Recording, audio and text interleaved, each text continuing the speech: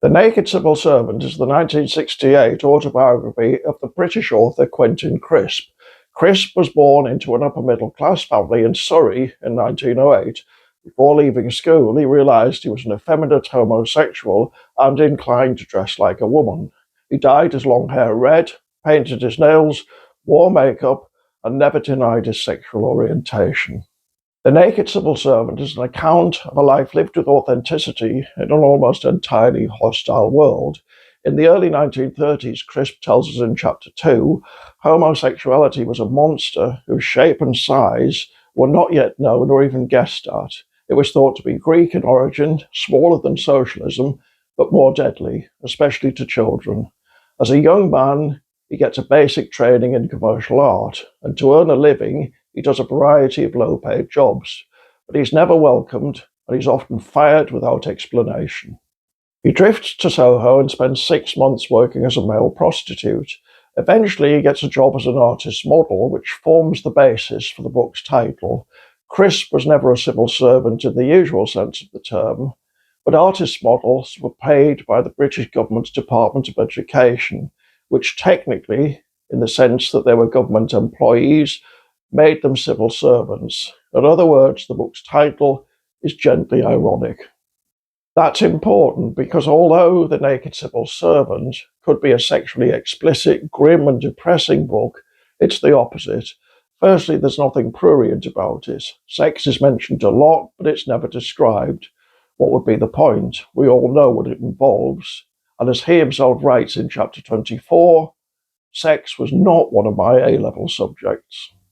Secondly, it's life-affirming, simply because Crisp is interesting for far more than his sexuality. He's a genuine English eccentric, of the type of whom John Stuart Mill was probably thinking when he wrote, "The amount of eccentricity in a society has generally been proportional to the amount of genius, mental vigour, and moral courage that it contains." Thirdly, it's funny.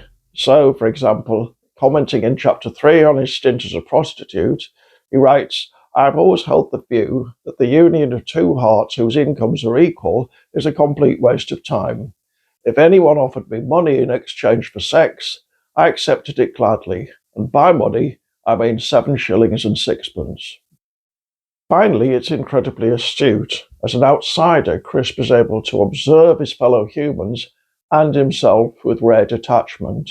Talking about young art students in Chapter 19, he says, "The young have always faced the same problem, how to rebel and conform at the same time. They have now solved this by defying their elders and copying one another. The fact that I was eccentric did not prejudice them in my favour.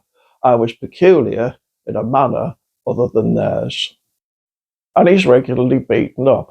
The mysterious thing he tells us in Chapter 9 was not that strangers, sometimes without a word being uttered on either side, attacked me.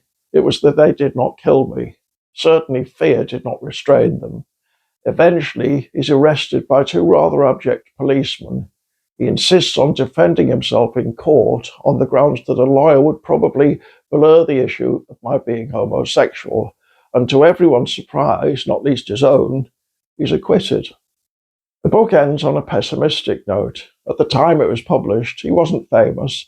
He had a few friends in the arts and a fairly limited circle of acquaintances. It sold a mere 3,500 copies, and there was every reason to think that would be the end of the story. It wasn't. Several years later, it was made into a TV film starring John Hurt, making Crisp an instant celebrity. So the story has a happy ending. Crisp seems to have loved his newfound fame. It's worth pointing out that for all he's often described as a gay icon, his contribution to the gay liberation movement remains controversial. In a 2009 article in The Independent entitled "Quentin Crisp was no gay hero," still available online, Peter Tatchell lists his many disqualifications. His outlook was undoubtedly infected by the prevailing homophobia of the society in which he spent his formative years. There's a lot more to The Naked Civil Servant than I can possibly set out here.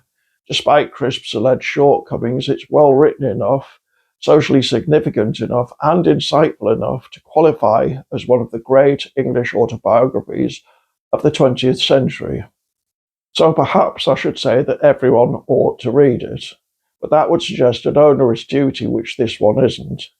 Put it this way, if you choose not to read it, you'll be missing something highly enjoyable.